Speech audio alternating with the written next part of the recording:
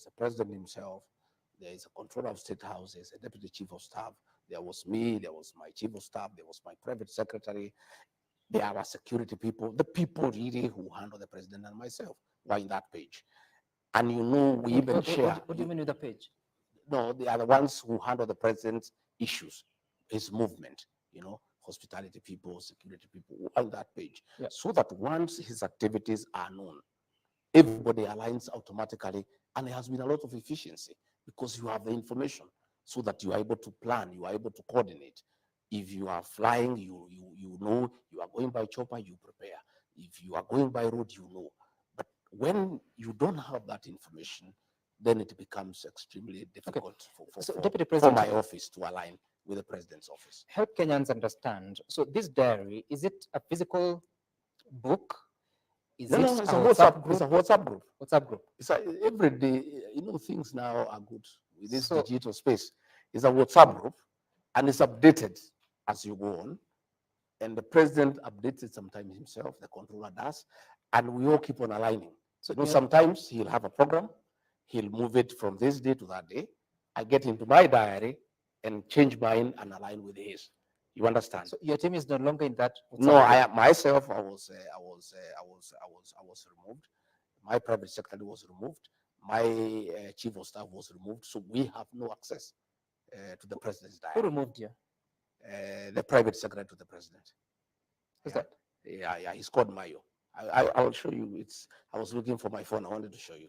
He removed me. So once we are not there, then we don't know what's going on. So let no Kenyan, and let those people in State House who are trying to say that I don't attend meetings, let them return me in the page so that I know what the president is doing, where he's going, what time, so that I'm able to align and give him support as I've always been doing.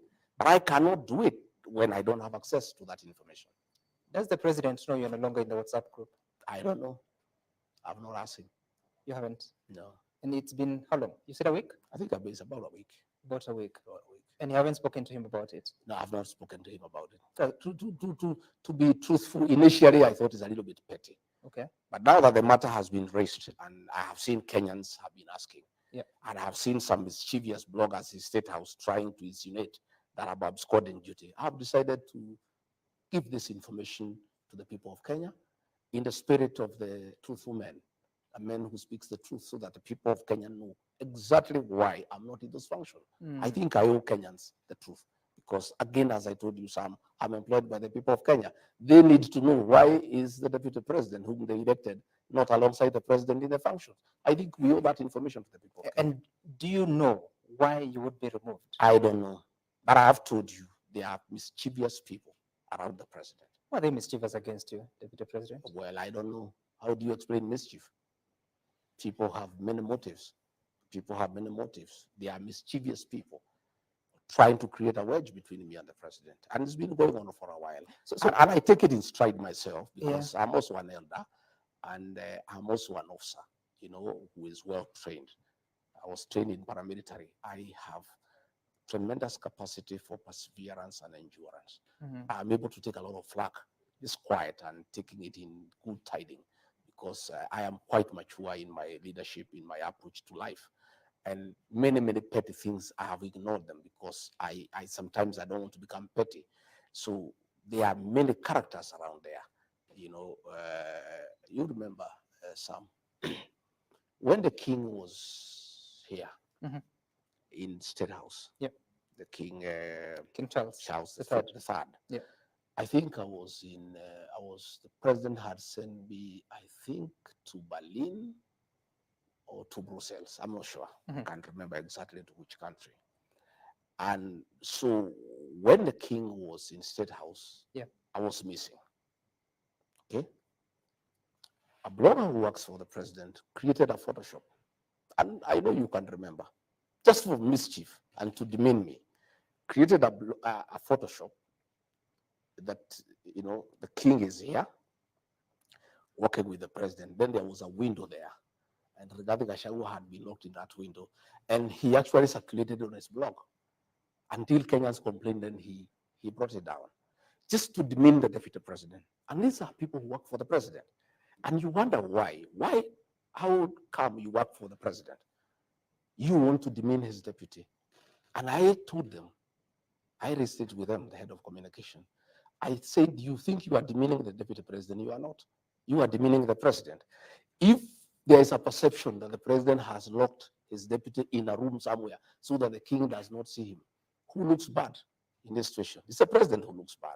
So there are many people around the president who are very petty, who are full of mischief, and who are hell-bent on creating conflict within the presidency. I would like to ask the people who work for the president to be honorable and decent people. Let the deputy president have access to the president's diary, unless the president himself has expressly given instructions that he doesn't want his deputy to have access to his diary. If that is the case, I'll accept it. Is it a possibility? I don't think it's a possibility. I don't think President William Ruto would go that down. But if then I am not reinstated, now that I have brought it in public and the president will know about it. Yes. If I'm not reinstated, then it follows. It is clear. And then the instructions. That says a lot about your relationship with the president. You just said that because you've raised it in the public, now the president will know about it. What happened to the two of you? I don't You know. were very happy on the day of inauguration, in the weeks before the election. You were Well, very happy moving I around the don't country. know. Looking at it, I am not a mystical person. I'm a Christian and a very true believer. But I think it looks like there's a jinx around this office of the deputy president. And President William Ruto had a very rough time with the President Uhuru Kenyatta. Right. But luckily for him, he had 5 years to work and work very well without any disturbance. President William Ruto gave a promise, a commitment to the people of Kenya. When he was complaining the way he was persecuted, he was mistreated, he was demeaned, he was harassed, he gave a commitment to the people of Kenya that under his watch, if they elect him as president, his deputy will never be demeaned, his deputy will never be harassed, his deputy will never be persecuted, his deputy will never be disrespected, and his deputy will be facilitated to work and work well. For the first year, that happened, and I'm grateful to him because he did not allow anybody to disrespect me. He did not allow anybody to interfere with my work. But the second year, I must tell you, that is happening. You know, cabinet ministers have been abusing the deputy president. Just the way it was happening during the time of Uhuru Kenyatta. You remember Tobiko called President William to a clerk. Matiang'i wrote him a message, I called him an idiot. And people disrespected him. People were intimidated. People were harassed. And President William Ruto made a commitment to the people of Kenya that if he is elected president, it will never happen that his deputy will be disrespected. Today, the deputy president is abused by people hanging on his car, and the president is quiet. Cabinet ministers have been abusing the deputy president is quiet. The president has given many promises to the people of Kenya. Some of them he has not been able to fulfill them because of the difficult economic situations that we are in, and it's understandable. But there's one promise he gave to the people of Kenya that requires no finance. It requires nothing. It requires him to be a gentleman and keep that promise. The promise he gave the people of Kenya, that under his presidency, his deputy will not be abused, his deputy will not be disrespected, his deputy will not be intimidated, his deputy will not be persecuted, his deputy will not be harassed. That I think the president, my boss, owes that to the people of Kenya to honor that promise so that Kenyans can trust him and he can win the trust of the people of Kenya because this is something within his purview. He requires no funding, he requires no financing, he requires no urging. It's a commitment he gave. And he also gave it to me, right, with my wife and my children. When he asked me to be his running mate, I sat with him and my wife and my children, and we asked him, we have seen what you have gone through. If our father becomes your deputy, will he be taken through what you are taken through? And he gave us as a family a very firm commitment that that will never happen. I'm asking President William Ruto, my boss, please keep your promise to the people of Kenya. Stop those people who are abusing your deputy. Stop those ministers who are demeaning your deputy. Don't allow the criminal justice system to harass and intimidate your deputy the way you are intimidated. If you cannot keep the other promises to the people of Kenya, at least this one is a very simple promise. Be a good man, be a good Christian. Keep that promise, President William Ruto, because that is a commitment you gave to the people of Kenya, and you gave me that promise in front of my wife and children that you will never allow anybody to demean me, to disrespect me, to harass me, to persecute me, to intimidate me, to coerce me. That is a commitment that you gave. I ask you, Mr. President, keep that commitment. Are you frustrated? I'm not. I am, let me tell you, son, you don't know me. Many people don't understand Rigathi Gachagua. Rigathi Gachagua is a seasoned leader who has seen many ups and downs. I underwent hell in the last administration to support President William Ruto. Cases were fabricated against me for studying with President William Ruto. My wealth was confiscated for studying with William Ruto. But I'm a very, very, very principled man. I stood with him to the last man. I never expected this to happen. My family is devastated. That this can be happening to their father. A man who went out of his way to start with President William Ruto and make sure he's elected president and took the flag for it. And I say, even if there's a jinx around this position, at least President William Ruto was allowed to do his work for 5 years without interruption, without harassment, for 5 years. I've only done 1 year. And what is happening to me is worse than what happened to President William Ruto. I asked President William Ruto, please allow me to work. Allow me to work for the remaining 3 years. Let me serve the people of Kenya. Okay. Let me serve the people of Kenya and keep your promise. Keep your promise, Mr. President, so that you can win the trust of the people of Kenya as an honest person, as a person who keeps his promise. What is happening is not right. It doesn't augur well, and it has, to a great extent, eroded the trust of the people of Kenya in your leadership. Please, Mr. President, I am here willing to work, to serve you with the dedication, to serve the people of Kenya, to support you the way I've always done, to undertake whatever responsibilities that you assign me. But let the insults in your presence stop. Let people not hold night meetings. Let this money that is being used for these meetings assist us to pay pending bills, Mr. President. People are suffering. Resources are being mobilized to do politics, to divide the people of Mount Kenya region, to fight the deputy president. When Kenyans are suffering, when we are collecting taxes from people and we are saying we don't have enough, how come millions of shillings are being mobilized across the country to fight your deputy president, to undermine his work, to divide the people of Mount Kenya region for political purposes? I think this is the lowest moment of our administration, but I am hopeful that this can be corrected and all of us can go back to work and the people of Kenya can be given an opportunity to enjoy the fruits of their vote to the president and I. Right, and I'm sure the president will get your message. Now, what was your role in the formation of the broad-based government? My role was very simple, agreeing to the proposal by the president. President William Ruto sat me down and told me that he had made a decision that he needed to bring in other people so that we stabilize government and we bring everybody and we make everybody feel part of Kenya. And I was agreeable. And I told the president, if that is the intention, and to make our country move forward, improve the lives of our people, I'm agreeable. And I accepted 100%. and I support the broad-based government. I support the decision by the president. I embrace the people who joined us, and I am working well with them, and will continue working with them.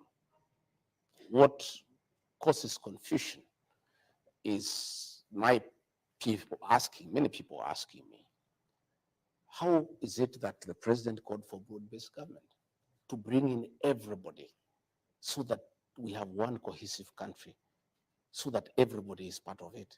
Yet people are planning to remove others. How does it work? Right. That we have brought in ODM people to come and join us, yeah? And then we are saying, now that we have brought these ones, now we have the numbers to chase this one. Then the whole thing would not have been very genuine. If that is the case, it doesn't look then genuine, because I am told they are saying they didn't have the numbers to remove Rigathi Gachagua. Now that Raila Odinga has come on board, they can use his members of parliament to join and kick Rigathi Gachagua out. Then that would defeat the purpose of the broad-based government. But from what the president told me, and I believed him, is that we are bringing these people so that we have one country that is cohesive and we carry everybody along. And it made sense to me. Do you still And believe I'm still persuaded that is the way to go. Okay. But from what I am hearing from these characters for the meetings that they hold, and they are people very close to the president, is that the purpose of the broad-based government was to get numbers so that they can get the numbers from ODM, join the ones from Kenya Kwanza to chase Rigathi Gachagua away. If that was the intention of the broad-based government, then that would have been the deception of the highest order. And I don't think people would ever forgive the president if that was the intention. Deputy You know, President, and I don't think, Yeah. from what he has explained to me, and I'm persuaded that he meant well for the country, and I'm in support of the whole thing. But if it turns out that the purpose of the broad-based government was to get numbers from ODM to join and put them together with UDA to impeach the deputy president, then the whole broad-based government would have been a deception. It would have been a con. have you seen the formal agreement between the president and Raila Odinga? No, I trust the president, and many times, and many people accuse me of being a bit reckless. I am a very trusting person, because when you are trusting, you trust others. The president gave me his word, and I was happy. And if there was any written agreement, I'm not aware of it. I took his word that we need to bring these people so that we work together to make our country move forward. By the way, Sam, so trusting is regarding Gachagua and his people from the Mount Kenya region, that in the whole of this matrix, we are the only people without a written agreement with President William Ruto. We just agreed as gentlemen. I can tell you, when Musalia Mudavadi came to join President William Ruto, they have an MOU. With Moses Wetangula, they have an MOU. Jefferson Kingi, they have an MOU. Alfred Mutua, they have an MOU. Everybody wrote an MOU with President William Ruto. I am the people of the mountain, because we are very trusting people. We trusted President William Ruto, and we agreed to move in one party. We did not even form our own party to bargain with or to negotiate with him. We accepted him because we believed and trusted him. And we moved together on trust. And what we agreed is what we are proceeding on. So I have never asked the president for any written document or anything. I always take his word for it, because I'm trusting, so I also trust. Do you regret that decision? I don't regret the decision, but I have heard many of our supporters saying that it was an indiscretion on my part. I have not yet interrogated whether it was an indiscretion on my part or not. But many of our people, many of our supporters from the Mount Kenya region, think that there was an indiscretion on my part. But I want to say I think I did the right thing, because trust is very important. And we gave President William our trust. We expect him to reciprocate that trust. Okay. And one of the ways for him to win our trust is to stop the humiliation of the deputy president. Okay. Deputy President, I think you've made that a point quite clearly. But tell me, even as you move ahead to now manage the broad-based government, you're out of the president's diary, you're not getting communication on the events he's holding. How then do you even coordinate the cabinet committees yourself? Have you chaired the committees since the reconstitution of the No, cabinet? I have not. I chair cabinet committees, And we used to have 6 cabinet committees. We have collapsed them into 2. We had a cabinet meeting, I think, on Tuesday, and we agreed we have 2 committees, one on governance, one on production, and I'll be chairing those committees unless advised otherwise. And those committees have been very good, Sam, and part of the work that I've done for this country and for the president. I've held 35 cabinet committees since we were sworn in, and we have prosecuted You said how much? How many? 35 35 cabinet committees, and we have prosecuted 333 agenda items. And what those cabinet committees do, they are very, very thorough and very, very interactive and very, very exhaustive, because we even invite PSs, we invite CEOs, we invite technical people, and we do interrogate business of cabinet in a very comprehensive manner, so that by the time we go to the cabinet that is chaired by the president, more or less most of the issues have been agreed on, and the president gives his thinking and he gives his direction, and sometimes he agrees, sometimes he doesn't agree with us, and give it to him. Where he doesn't agree with us, he convinces us and we get convinced. And the president, in my view, did very well to set up the cabinet committees, because the president should be a consumer of finance, because he's a very, very busy person. And the kind of work we do here in cabinet committees, sometimes 6 to 7 hours, will be a bit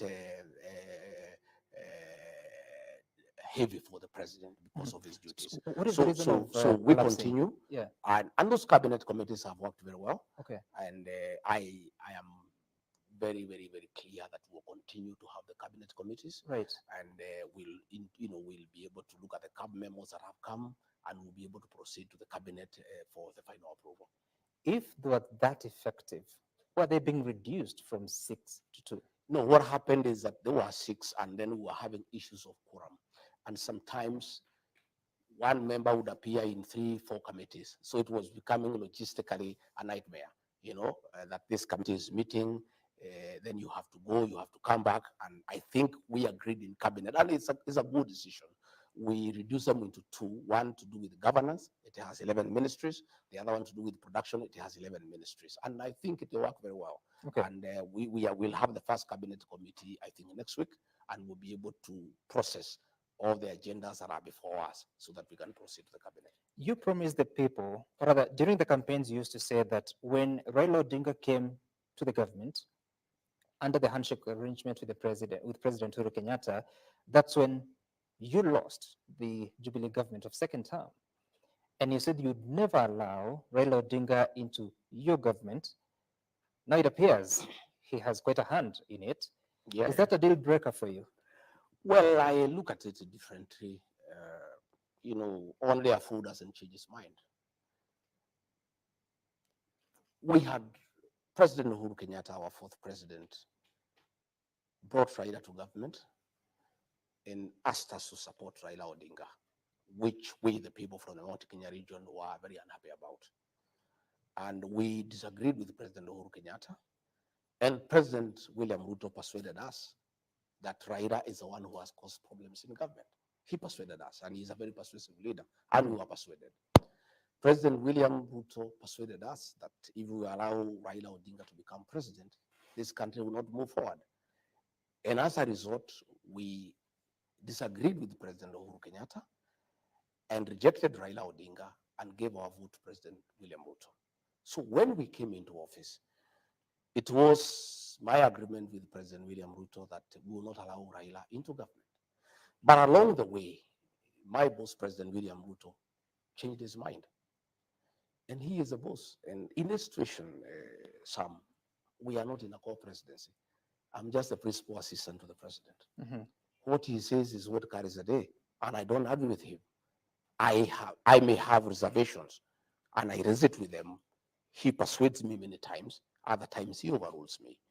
And when I realized that he started having a relationship with Raila Odinga, I slowly gave way, because the boss is always right, and that is why many people say, oh, regarding Gachagua, he had said he has put traps in State House so that Raila Odinga has not come. Yeah, that was my agreement with President William Ruto. But that is not my house. The minute I realize they are meeting, they are interacting, I'm also not a stupid person. And I don't have to be told, in black and white. I relaxed and I stopped even attacking Raila Odinga, and I let the president have his way. So by the time he decided to bring him into government, I had already formed an opinion that the president wants to work with Raila Odinga, and I was quite happy with it.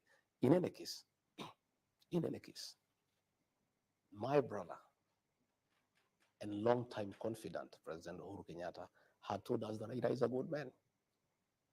President William Ruto convinced us otherwise. And we abandoned our son Uhuru Kenyatta, and we decided to go with President William Ruto. Now President William Ruto has told us exactly what President Uhuru Kenyatta had said, that Raila is a good man, we can work with him.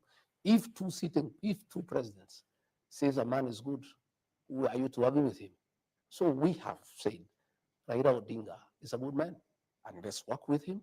Let's make him part of our political process, and let us build the country together. And I want to say, myself and my political base, the Mount Kenya region, have no problem whatsoever with Raila Odinga. In fact, what people are saying, and it's very interesting, they are saying a Mount Kenya king does not pronounce himself twice on a matter. Our son, President Uhuru Kenyatta, had pronounced himself on this matter. So that pronouncement carries the day. As we stand today, me and the mountain people are quite happy with Raila Odinga, and we don't have a problem with him whatsoever. And I can tell you, because it's important that I say so, myself and the mountain people feel very bad that we punished Uhuru Kenyatta, we demeaned him, we told him off, we embarrassed him for telling us that Raila Odinga is a good man, and we were very, very brutal with him, and we really hammered him. It has come to our knowledge that it was very unfair, because his crime was to tell us that Raila Odinga is a good man, and we decided that Raila Odinga is a bad man, William Ruto is a good man. Now that President William Ruto has said Raila is a good man, that is why I apologize to Uhuru Kenyatta and his family, and I owed him an apology on behalf of the community, because what he had told us is what the president has told us. We had no business fighting him.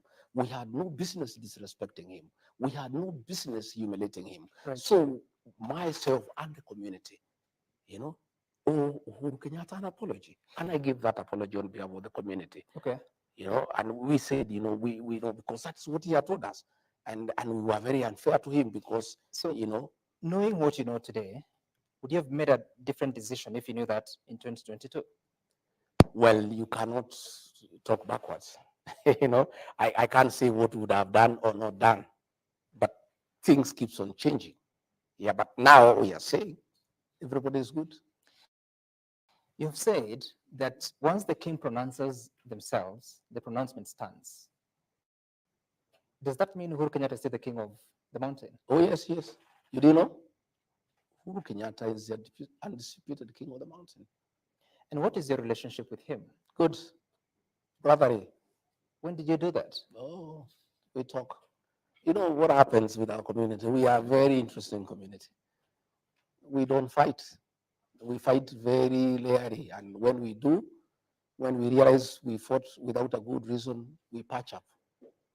So when was that? Oh, yeah, How many months ago? Which month? We've, Which year? We've been, when we realized we made a mistake, I'm the one who made the first move of reaching out and apologizing, because really we were unfair to Uhuru Kenyatta.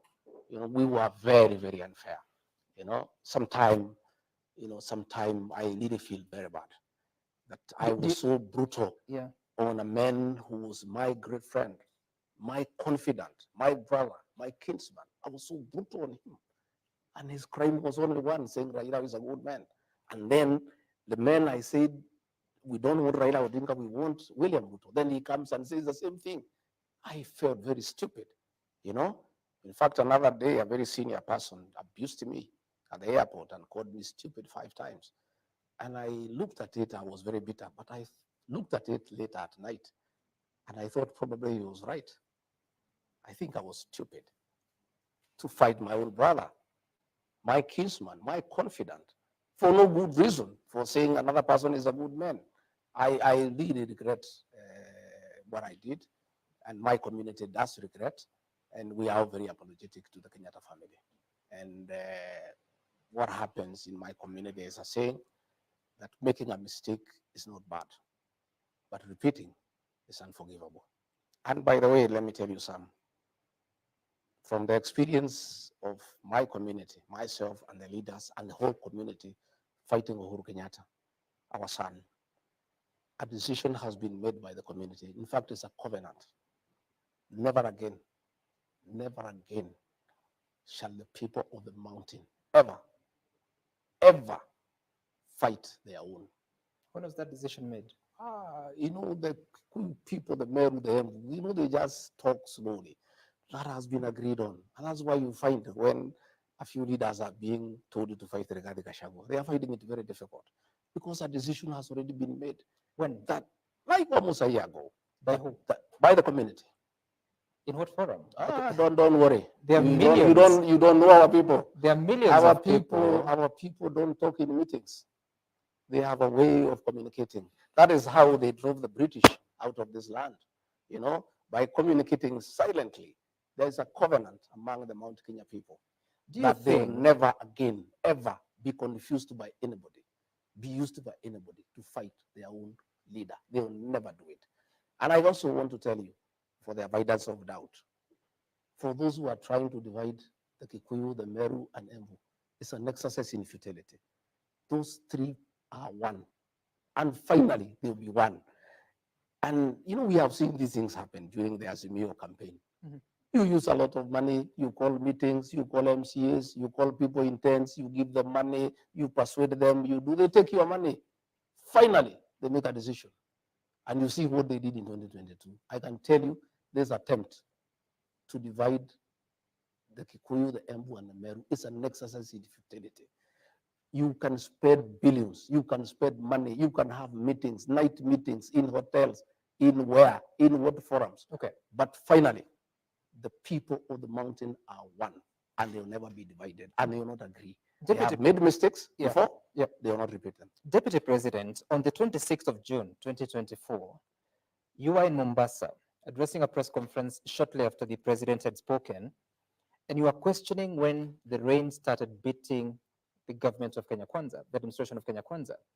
And you went out to attack Nurdin Haji, the Director General of the National Intelligence Service, accusing him that he should take responsibility of the Gen Z protest that led to what we saw at Parliament on June 25th. What was your role in those protests? None. My statement in Mombasa is on record. I don't want to delve into it. I pronounced myself. I said what I thought of the situation. And that remains my truth. And anybody can challenge me otherwise. I don't want to delve into that statement because it was a public statement for consumption. Do you stand with it? I said what I said. Do you stand with it? Have I ever issued another statement countering that one? You believe the National Intelligence Service is responsible for the protests? I've said this, please allow me. I don't want to go into the merits and the demerits of that statement. The statement was crystal clear. It was in broad daylight. It is still there. You can interrogate it.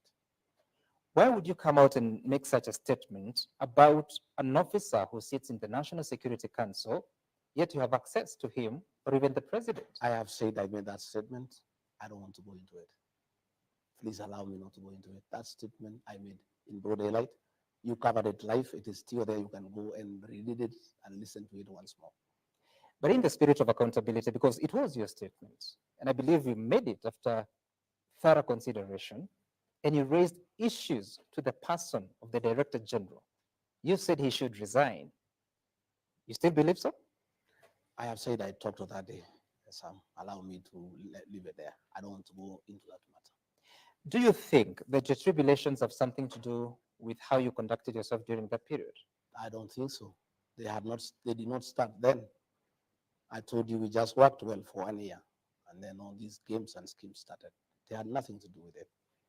That was my own reading of the situation then, and I talked to the people of Kenya. as an elected leader. When is the last time you attended a meeting of the National Security Council? Well, National Security Council meetings are top secret. I don't want us to I go don't want the into- details. I don't want us to go into the details. When is the last time you attended a I meeting? think earlier this month, I think so. Earlier this month.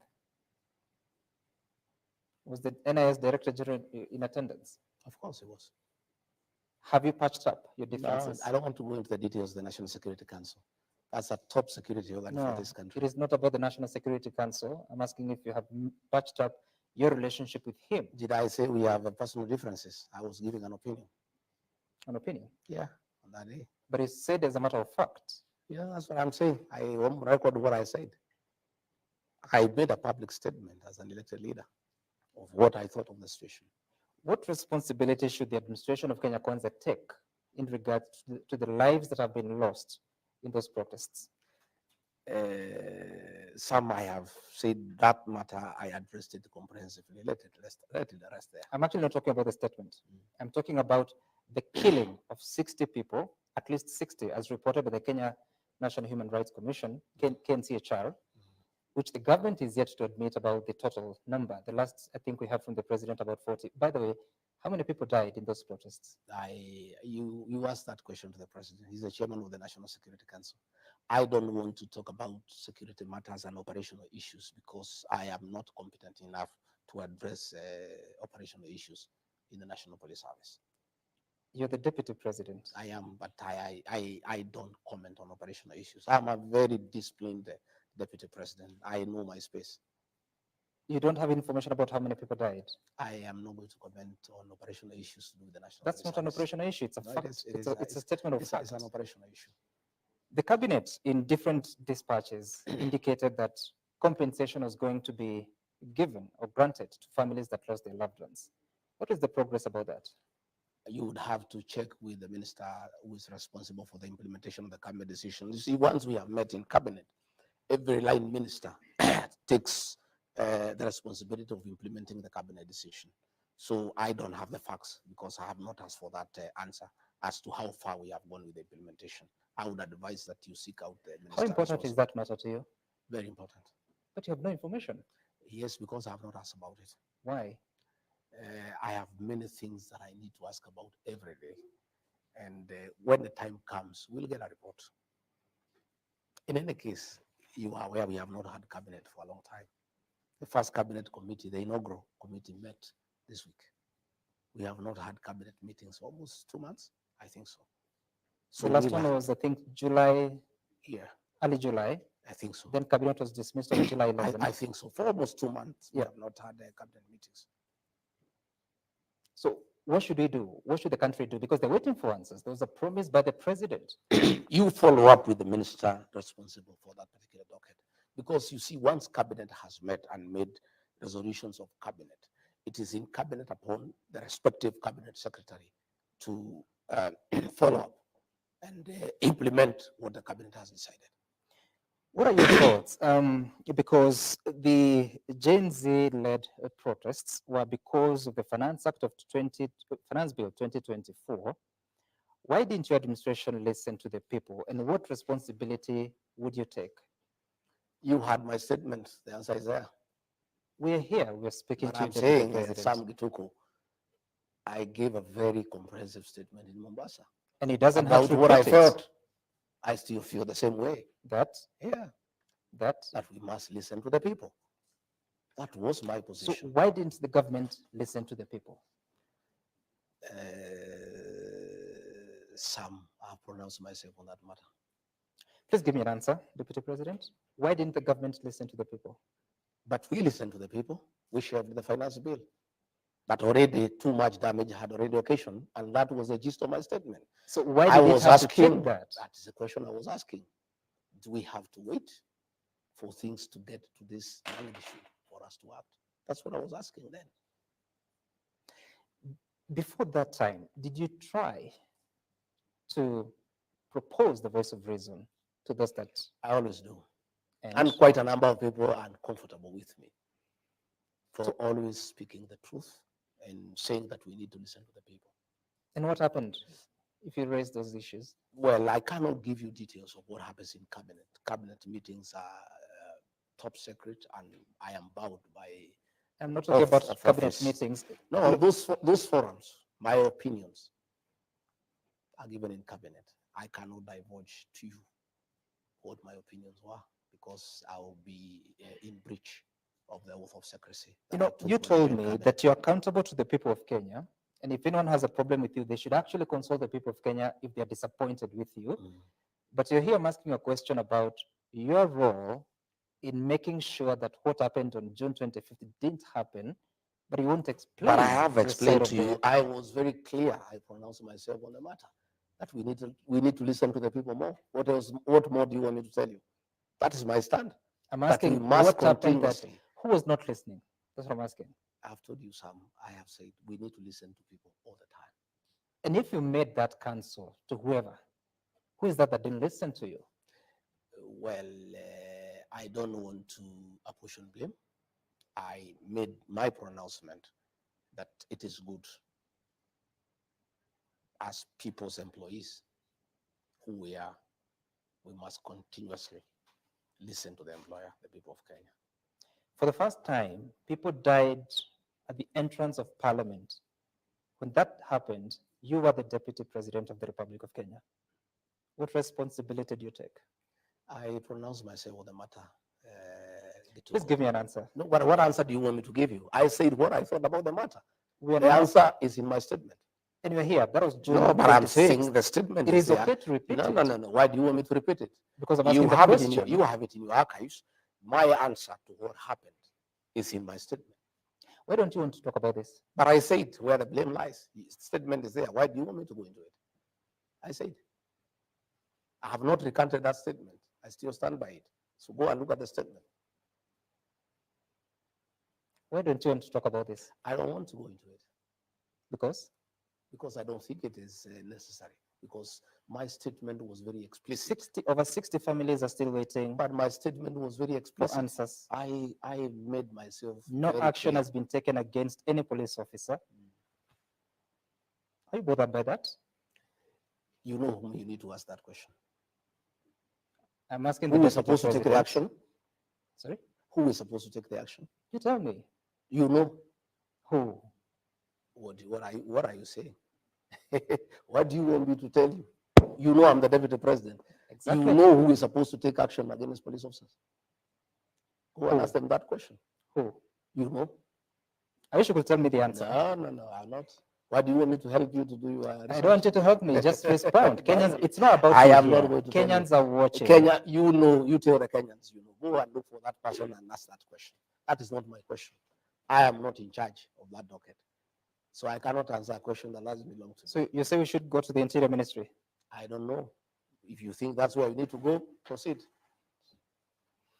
Now, Deputy President, there are those that accuse you that you have been given duties in the Constitution and the Executive Order number 2 of 2023, but you have not been very successful in delivery.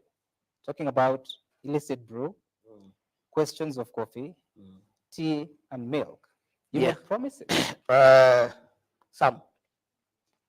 I was given many duties. One of them is to chair cabinet committees. I've chaired 35 cabinet committees and successfully prosecuted 333 agenda items to the cabinet. If anybody wants to call that underperformance, then my English fails me. Number two, I'm in charge of intergovernmental relations. Since I became the Deputy President, I've created the most conducive environment ever between the two levels of government. Before we came to office, the county governments and the national government were at war. And through good leadership, through bringing people together, I was able to put our county commissioners together with our governors and tell them that we serve the same people. I have successfully held IBEC meetings. We have discussed the division of revenue bill, and the devolution agenda is ongoing. That is Rigathi Gachagua who has done that. Rigathi Gachagua is in charge of international development partnerships. I have chaired the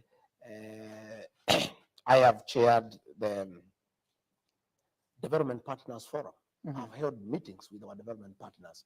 I have made all the necessary interventions between the National Treasury, the Attorney General's office, the Ministry of Foreign Affairs, to unlock billions of dollars that were held because of bureaucracy, because there was no liaison between the development partners and the national government. I am in charge of constitutional commissions and independent offices.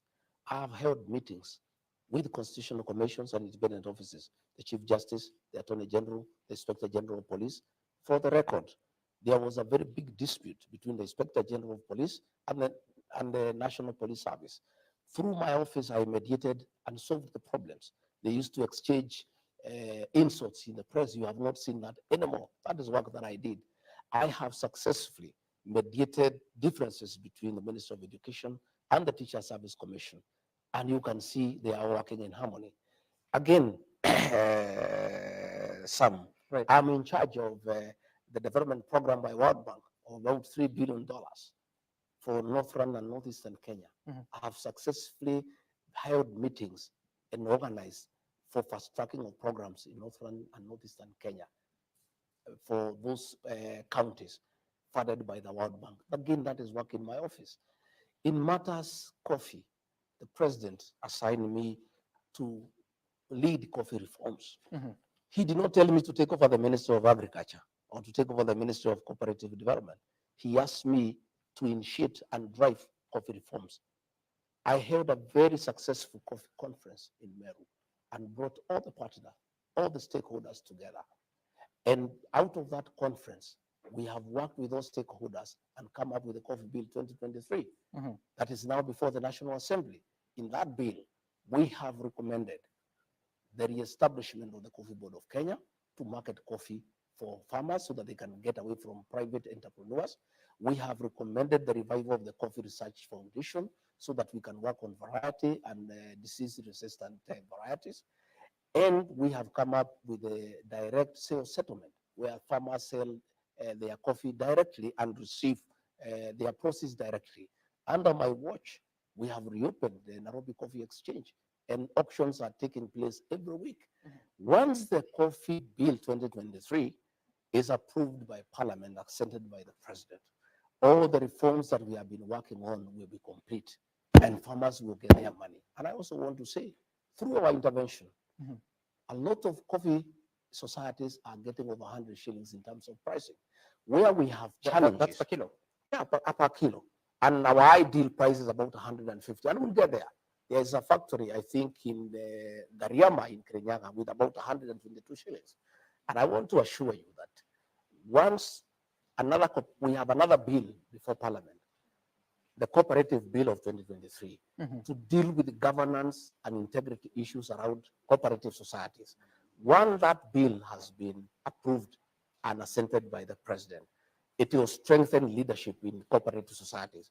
Where you see a lot of demonstrations, it has nothing to do with the pricing. It has a lot to do with the mismanagement of coffee farmers' earnings by wrong officials. The Cooperative Bill of 2023 will address that. And that is why people must know. I've seen some politicians trying to attack me about coffee. Where they come from, they don't even have coffee. They don't understand coffee. I was educated with the coffee proceeds myself. And I know once this bill becomes law, and I'll assist in the implementation of that law, farmers will be very happy. But I want to tell people, the fact that I was overseeing coffee reforms did not make me the CSO agriculture for cooperative development. The day-to-day running of the coffee subsector in terms of production, in terms of yield, in terms of quality, belongs to the Ministry of Agriculture. The day-to-day running of marketing coffee, overseeing the cooperative societies, that docket is in the State Department of Cooperatives. Okay. What I'm doing is overseeing reforms. Not Right. as tea, Sam. Yeah. I held the tea conference in Kericho. Again, we brought all the stakeholders. And I want to tell you, there were a big problem because of the Tea Act that was brought by Senator Cheriot that could not be implemented because various stakeholders had gone to court. Through my intervention, I have successfully negotiated all those cases to be dropped. Now the Tea Act will be implemented to the letter, and coffee farmers will get a return on investment. Right. We have had challenges in Mombasa about tea that has not been sold. I found some leaders here going to incite people in the Mount Kenya region that tea has not been sold in Mombasa because Rigathi Gachagua has failed. For the avoidance of doubt, all the tea from the Mount Kenya region, that is called the Eastern region, has been sold because of very high quality. Where we have had a challenge is tea from the Western region, Kericho, Bomet, Nandi. Because what happened is that they put a reserve price. The reserve price was too high against the quality. Mhm. And therefore the stocks were not moving. I went there and we have removed the reserve price, brought it a little bit down so that the stocks can move. And I want to tell you, I was just looking at the figures. I was just looking at the figures here. Out of the reforms that we have done in the tea sector, Mhm. you know, the coffee, the tea bonus for this year, you know, if you look at a factory called Kaba, last year the bonus was 41 shillings. Today it is 50 this year. In Kagwe, in the Lari, it was 44. Now it is 44.25. In Theta, it was 42, it is 50. Mhm. In Gachege, it was 40, it is 46. I can say that we are having an increase in terms of bonus. Where we have challenges and you have seen many demonstrations, again, those demonstrations are part of the reforms that we have made of educating the farmer. Right. It is where the tea directors have increased the cost of production. They're having too many travels, they're having too many allowances. So the cost of production is eating on the profit of the tea farmer. Again, because of these reforms that we have done in the tea sector, farmers are aware of what is happening.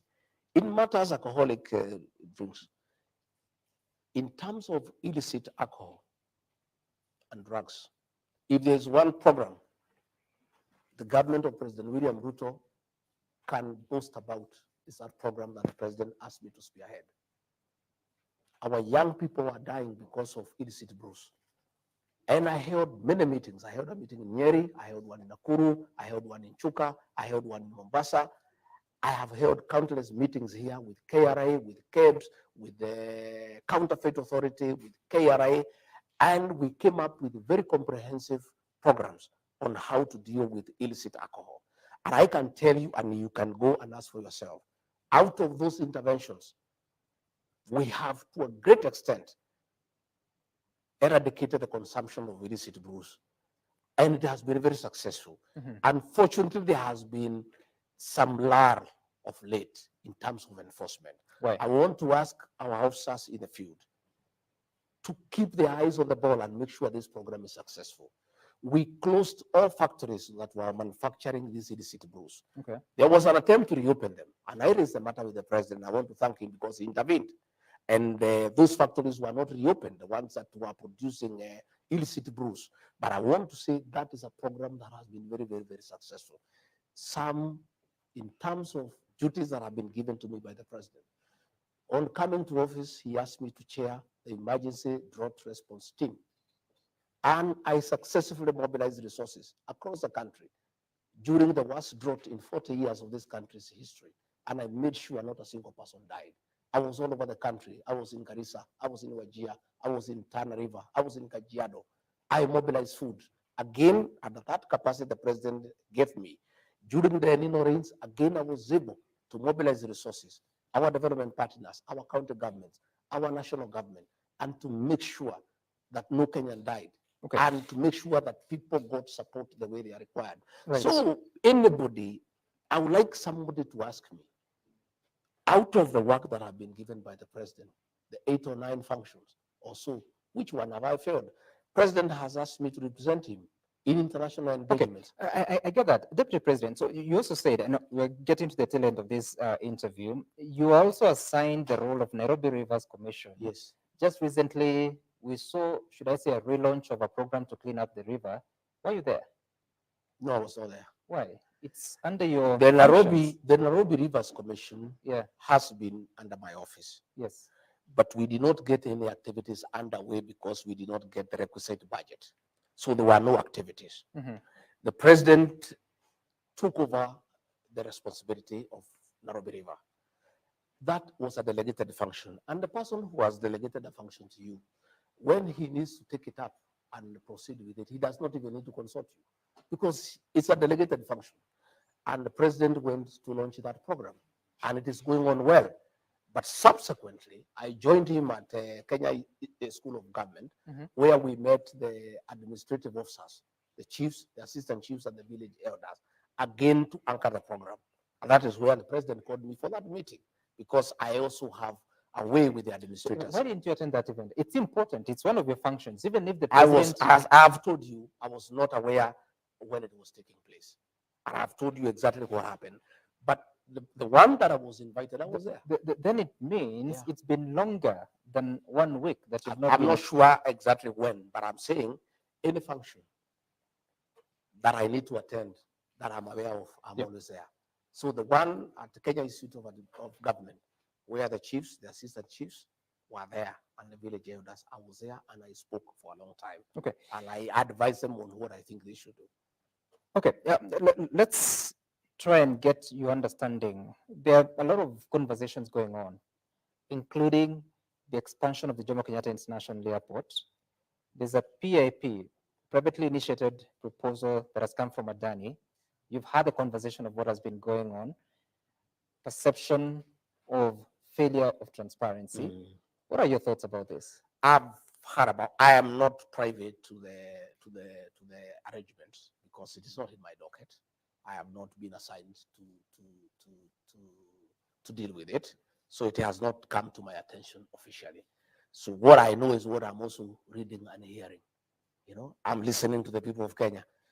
What I know is what I'm listening to the people, but I don't have the details. I will not be able to say exactly what the details are. Is it a good deal for the country? Is it a bad deal for the country? I don't have those details. I'm a very truthful person.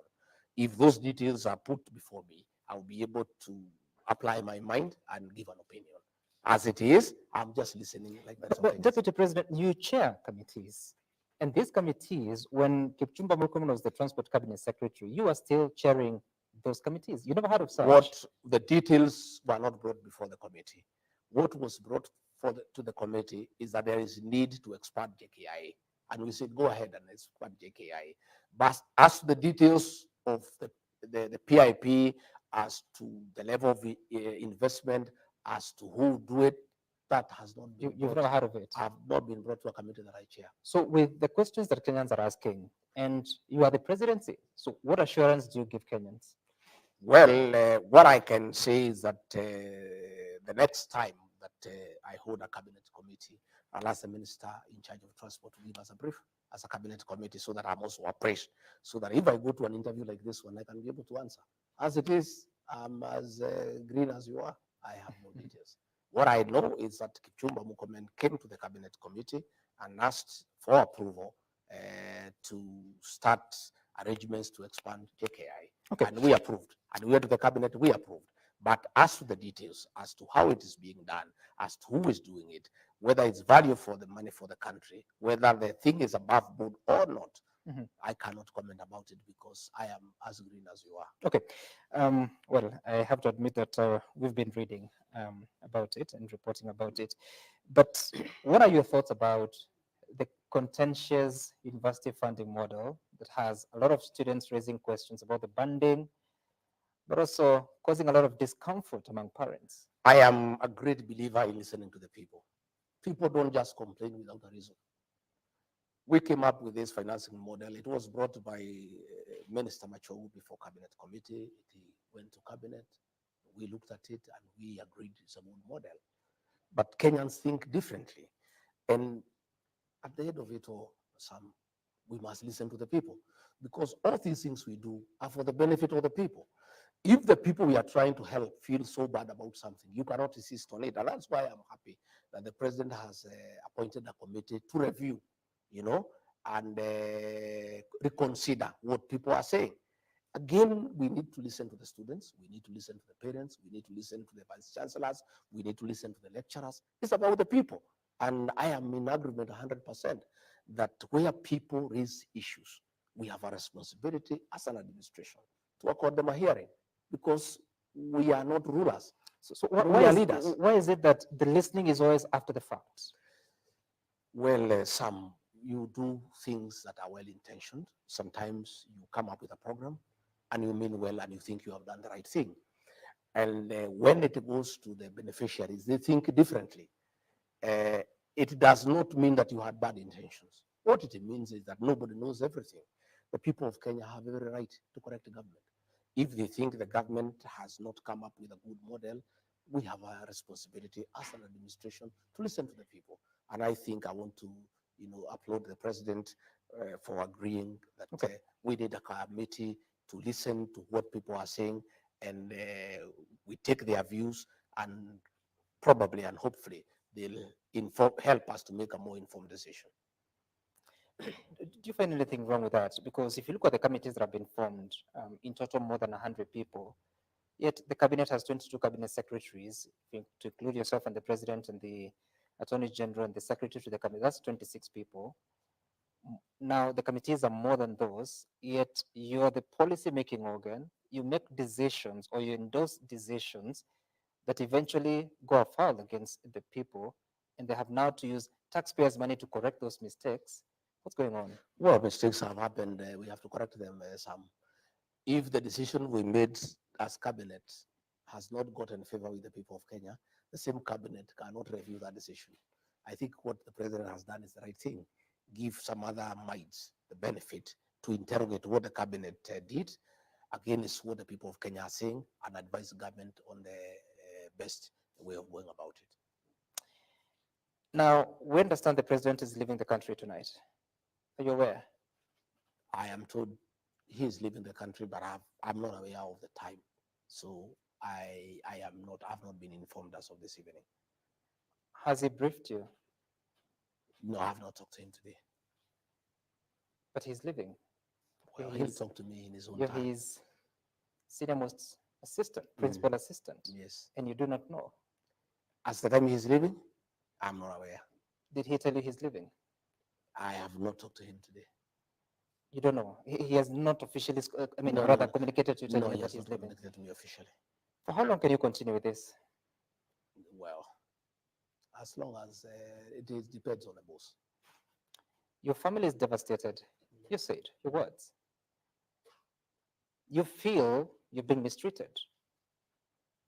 You said. Yes. You think the president needs to call the people around him to Yes, order. of course, absolutely. Would you resign? No, never. Why?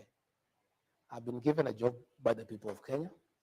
This job has its own hindrances and challenges. It's part of the job process.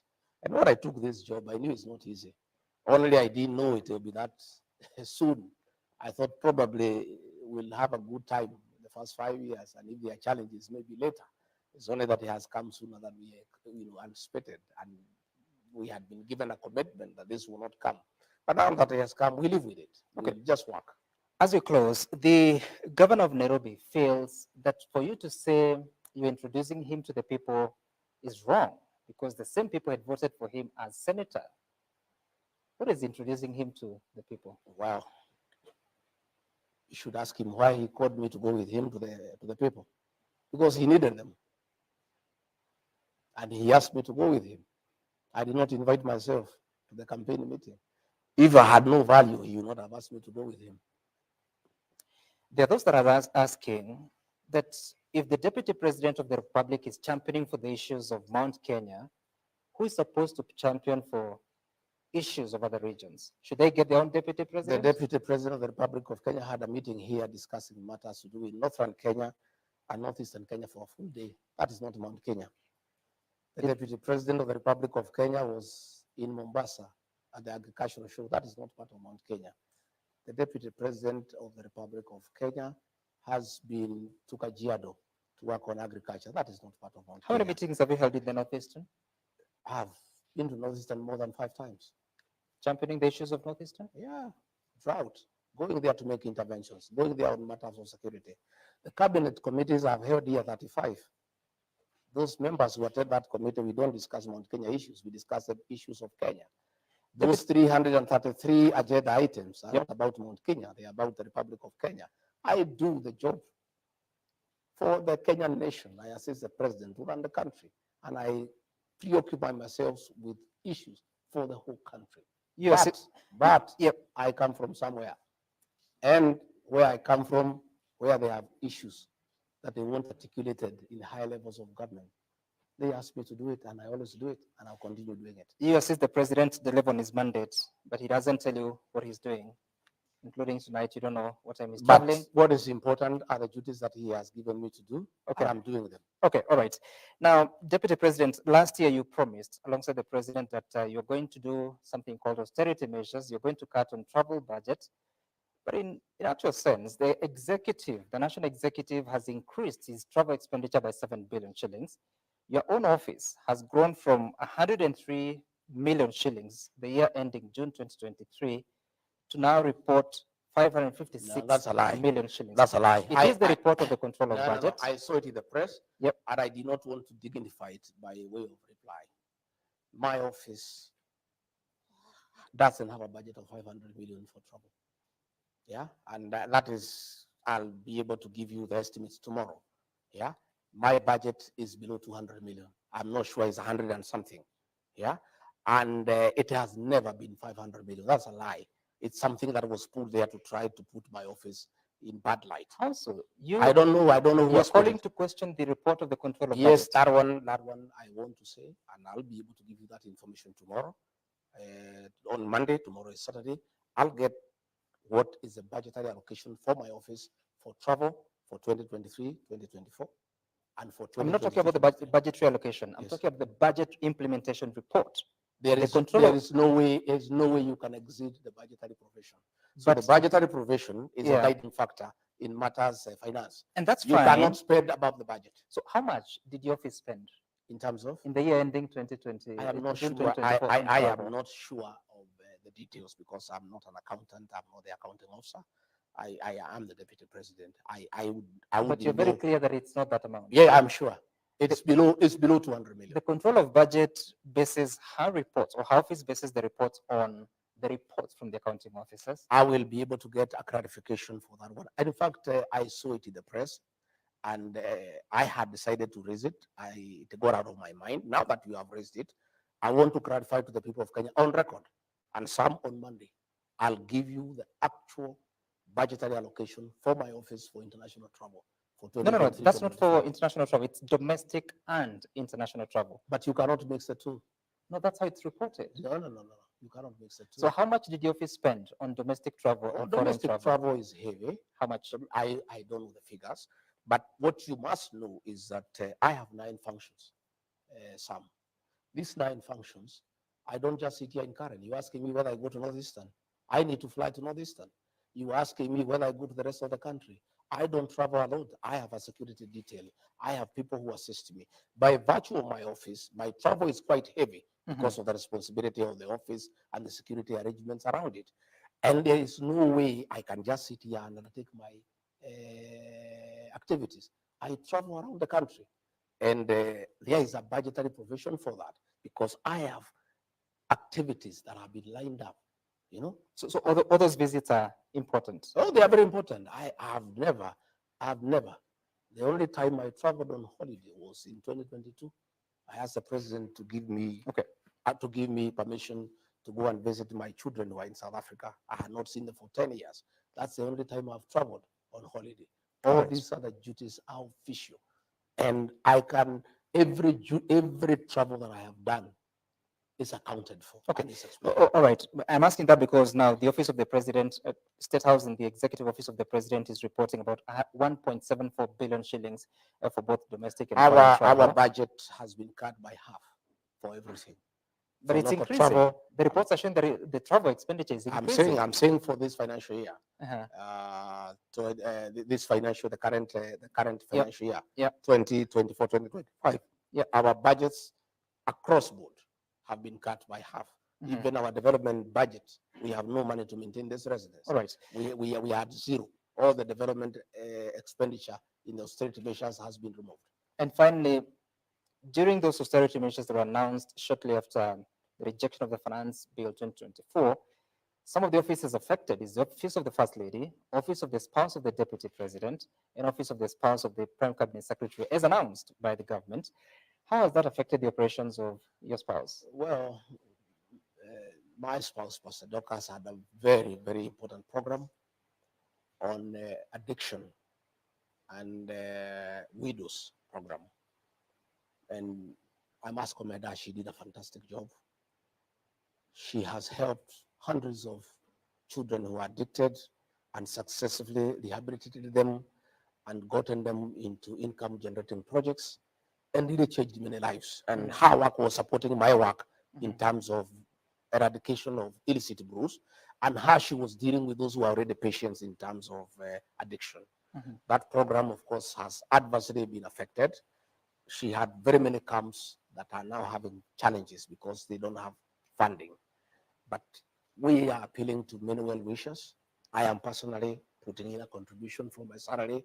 We have many well wishers who are supporting her, and shortly we'll be having a major funds drive to ask the people of Kenya to support that program, because she cannot send those children away. Those are children who need help. Those are children who are sick.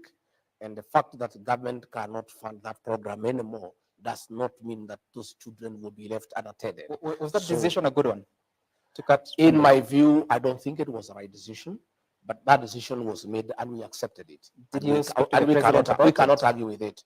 But I can tell you the program my spouse was doing has the support of very many Kenyans. She has assisted many children who would have been destroyed, who would have died, and given them a second chance. She had had opportunities to go even for weddings for people who were previously addicted, have abandoned alcohol, and have found somebody to marry. It's such a successful program. It's unfortunate that in all these measures, the budget for office was scrapped, but we are not complaining.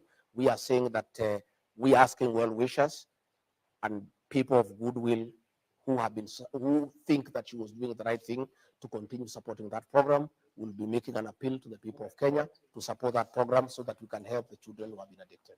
All right. There are very many questions, including those that are coming from Kenyans, but you have to bring this to a close. And I want you to look at which camera, which is your camera here, and just give your closing remark and what message you have for the people of Kenya, but also the president before he departs. Well, I want to say thank you very much. I wish my boss, President William Ruto, safe travel to the UN. Please represent us well, like you have always done, and let our country shine in the international fora. I want to assure the people of Kenya that despite difficult moments in this country, there is hope. Kenyans are very prayerful people, and I know that people are very patient. They endure a lot, and there's a lot of resilience. Looking ahead, I see a bright future. Difficult as things are, I think there will be a good future for this country. I want to ask the people of Kenya to pray for me so that I get strength, I get courage to soldier on despite the challenges, despite all that is going on around us. These are challenges that have been seen by other people there before, and I'm sure we'll overcome them. We believe in the power of prayer. I want to assure the Church of Christ that I support their programs. We had an MOU with them. I believe in the freedom of worship. I believe that we should let the church regulate itself so that they can be able to carry on with the good work that they are doing without too much interference. Otherwise, I want to thank the people of Kenya for listening to me. I want to thank you, Sam, for coming over. And I look forward. And also be looking for me. I'm the one who look for you. I had some people asking, why doesn't Gachagua do national television? But you guys don't look for me.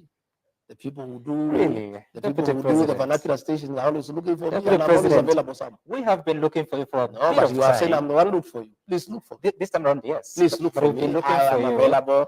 And Yeah. many people, were doubting my capacity to express myself in the English language. You remember to the run-up of the election, Yeah. many people, had very low opinion on my level of education and power of expression until I went to the running mate debate, and then they knew that I know something. So please be looking for me. Sure. I have a few things that I know, Right. and I can express myself. You know, some are saying that Kimani Ichung'wah smoked you out. He didn't. He didn't. He didn't. There's things that I needed to discuss. I don't respond to these politicians. I will never dignify their insults by responding to them.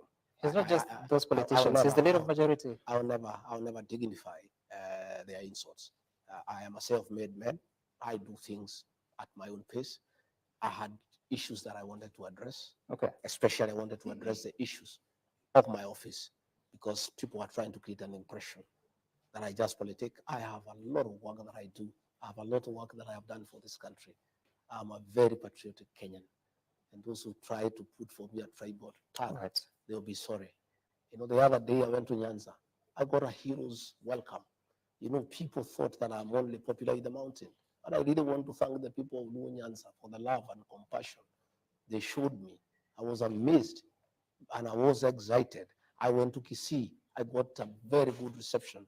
I went to Masaini in Kajiado. I got a very good reception.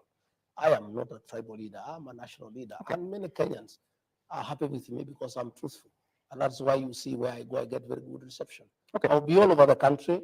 I'll be traveling all over the country when doing my work, executing my mandate, the one that I've been given by the president. And when the president asks me to do a specific duty, I'll always be there. All right. Even on my own, I'll also be traveling around the country and I'll serve the people of Kenya equally. Despite the fact that Wera is becoming quite expensive, both the county and national government spent up to 45 billion shillings in the previous financial year. Well, you must go to the people because it's about them. All right. You owe them service. All right. And you cannot serve them from Nairobi. You Okay. must go and talk to them. You must go and listen to them. You must Deputy- go and explain to them what is it that you are doing.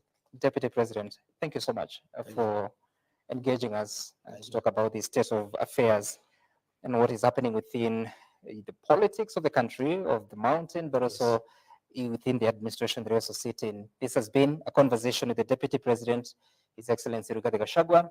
Up next is News Time on Friday night. My name is Sam Gituku. Good night from here.